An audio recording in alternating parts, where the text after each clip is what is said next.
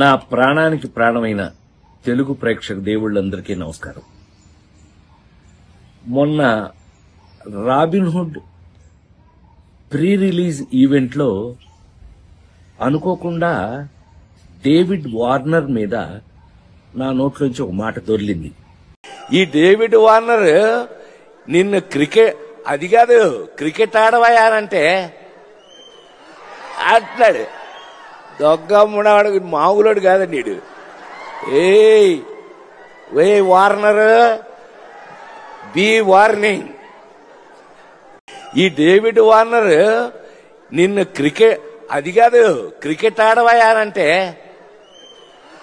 అంటున్నాడు.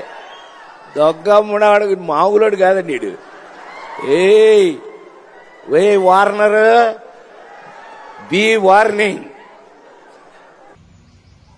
అది కేవలం ఉద్దేశపూర్వకంగా చేసింది కాదు. అసలు నా ఉద్దేశం, నా గురించి మీకు తెలియదేముంది.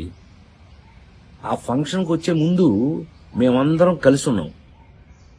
ఎంత అల్లరి చేశాము అని అంటే గనక నితిన్ని అతన్ని మీరంతా నాకు పిల్లలు లాంటి వాళ్ళు అన్న అంటే గట్టిగా వాటేసుకుని నేను మెదకుండా ఉండకుండా నువ్వు యాక్టింగ్ చేస్తున్నావు కదా, నువ్వు యాక్టింగ్లోకి రా, నీ సంగతి చెప్తానన్నా.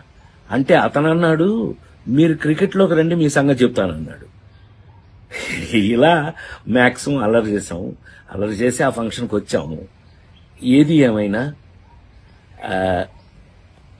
I love David Warner.